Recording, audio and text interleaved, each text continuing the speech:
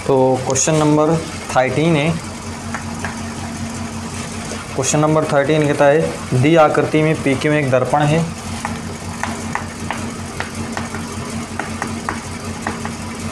दी आकृति में P Q एक दी आकृति में पी क्यू में क्या है, दर्पण है। ए बी आपतित किरण, ए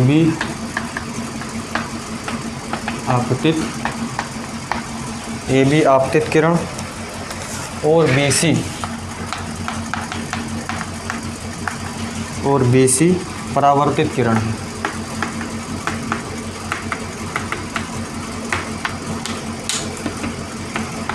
बी सी परावर्तित किरण है।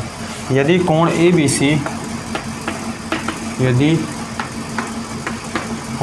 सी इज इक्वल 110 डिग्री तो कोण ए बी पी ज्ञात करो।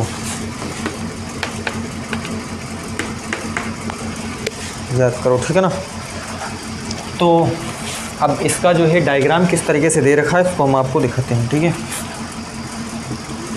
इसमें क्या बोला गया है कि पी क्यू एक क्या है, दर्पण है। तो पी क्यू एक क्या है, दर्पण है। तो ये आपका पी क्यू जो है वो एक दर्पण है। सभी को पता होगा दर्पण क्या होता है। ठीक है, तो ये पी है और ये क्या है, क्यू है। इसमें बोला भी गया है पी क्यू एक क्या है, दर्पण है। ठीक है,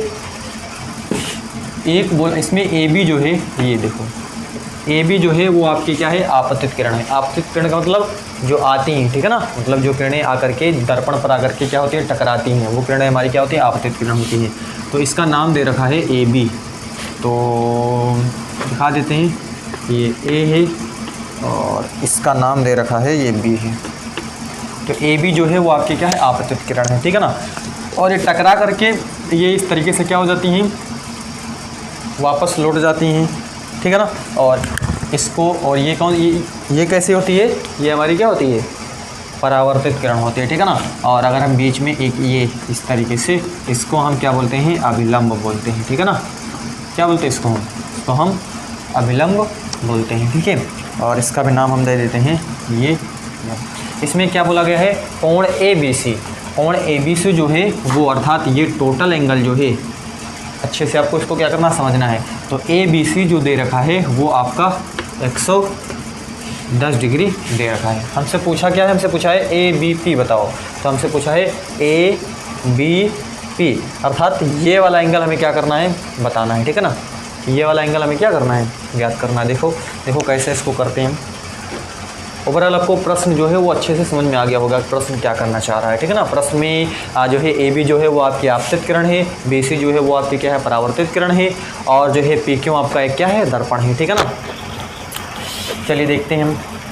हमें मालूम है कि ये क्या है, परावर्तन से क्या है, संबंधित है। ठीक है ना, तो ये जब किरणें, आपतित किरण इस दर्पण पर आकर के क्या होती है, टकराती हैं, तो वह उसी माध्यम में क्या हो जाती है, लौट जाती हैं। ठीक है ना, तो आपतित किरण यानी कि ये वाला एंगल और ये वाला एंगल क्या होता है, बराबर होता है। ठीक है ना, यानी कि जो आपतित किरण और अभिलंब के मध्य जो कोण होता है, आपको मालूम होगा, आपने जब पढ़ा होगा अपनी जो है कि जो आपकी आपतित किरण होती है और जो अभिलंब होता है उसके मध्य बना जो कोण होता है वो हमारा क्या होता है, आपतन कोण होता है। ठीक है ना, और आपतन कोण को हम प्रदर्शित करते हैं आई से। ठीक है ना, ये हमारा क्या होता है, आपतन कोण होता है। ठीक है ना, और यहाँ से ये जो आपकी परावर्तित किरण होती है और ये जो आपका क्या होता है, अभिलंब होता है। तो परावर्तित किरण और अभिलंब के मध्य बना जो कोण होता है वो हमारा क्या होता है, परावर्तन कोण होता है। ठीक है ना, तो ये जो एंगल होगा इसको हम क्या बोलते हैं, आर बोलते हैं। ठीक है ना, इस एंगल को हम आई बोलते हैं और इस एंगल को हम क्या बोलते हैं, आर बोलते हैं। ठीक है ना,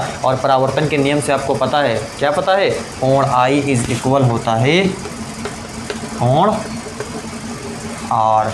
ठीक है ना।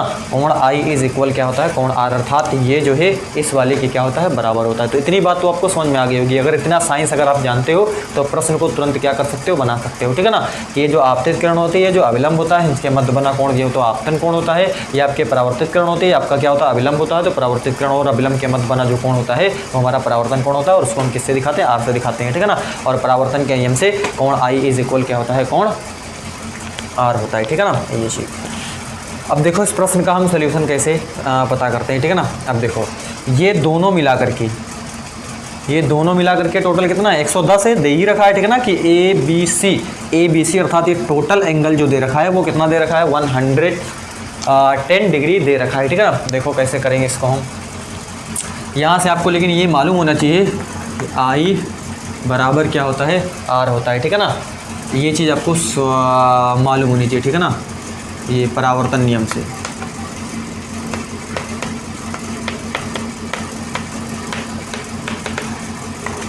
ठीक है ना, ये चीज़।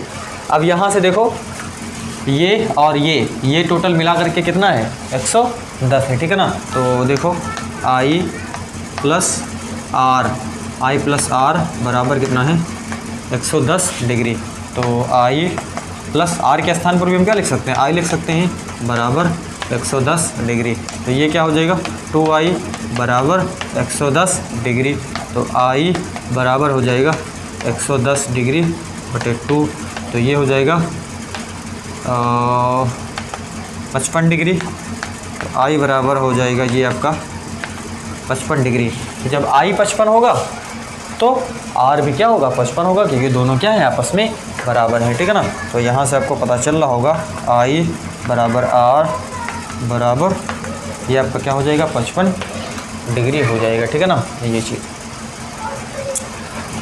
अब हम एक काम करते हैं कि ये एंगल निकल करके आएगा हमारे पास कितना,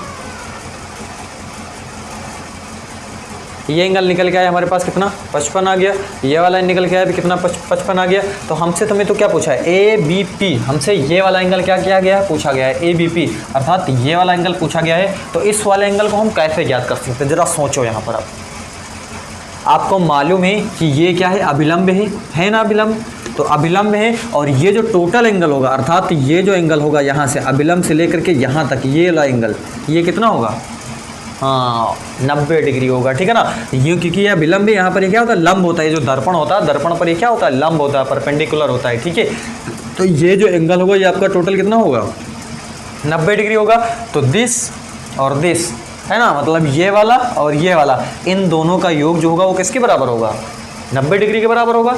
सारा कुछ प्रश्न में ही रखा हुआ है, ठीक है ना। बस थोड़ा सा आपको सोचना है दिमाग में, इसको आप कैसे सोच सकते हो, कितना आप सोच सकते हो, ठीक है। प्रश्न बहुत आसान है, बस इसको थोड़ा सा सोच लो, तुरंत प्रश्न बन गया, ठीक है। तो यहाँ से हम आपको देखो बनाते हैं इसको, ठीक है ना। तो कोण ए बी पी, देखो कोण ए बी पी प्लस कोण, ये आपका कोण क्या है, आई है। चलिए इसको हम लिख देते हैं, कोण आई बराबर क्या है आपके पास, 90 डिग्री होगा, ठीक है ना, स्वाभाविक है। तो कोण ए बी पी और कोण आई जो दे रखा है वो हमारा 55 डिग्री है, बराबर 90 डिग्री, ठीक है ना। तो कोण ए बी पी बराबर 90 डिग्री, ये माइनस कितना हो जाएगा, 55 डिग्री। तो कोण ए बी पी बराबर 10 में से 5 गया 5 बचा, और यहाँ पर 8 में से 5 गया 3 बचा, 35 डिग्री। तो ए बी पी जो होगा वो हमारा कितना होगा, 35 डिग्री हो जाएगा, ठीक है ना। तो यही हमसे क्या किया गया, पूछा गया था। तो ये था हमारा क्वेश्चन नंबर 13। तो इस तरीके से ये प्रश्नावली जो है आपकी समाप्त हो गई, ठीक है ना। ओवरऑल हमने इसमें सारे क्वेश्चन 1 बाय 1 सारे क्वेश्चन हमने इसका जो है आपको सोल्यूशन दे दिया है, ठीक है ना। तो आपको करना क्या है, आपको करना ये है कि इनका सबसे पहले आपको क्या करना है, अभ्यास करना है, प्रैक्टिस करनी है 1 बाय 1। आपको पहले जैसे मैंने बताया हुआ, आप इसको एक बार वीडियो को जो है देख सकते हो, बाद में इसको जो है आप स्वतः बनाओ, इसको अपने आप बना करके देखो। और कहीं पर भी अगर आपको बनाने में दिक्कत होती है तो वीडियो फिर से आप उसको क्या कर सकते हो, देख सकते हो, ठीक है ना। और इसी तरीके से जब आप इसको बनाते जाओगे, लगातार करते जाओगे, तो मैं ये इस बात को आपको श्योर कर दूँ कि आपको मैथ्स में अच्छी पकड़ होगी, ठीक है। तो आप भी जो है इसको अच्छे से आप क्या कर पाओगे, बना पाओगे। ठीक है, तो बस आज के लिए इतना ही, मिलते हैं हम जो है नेक्स्ट वीडियो में।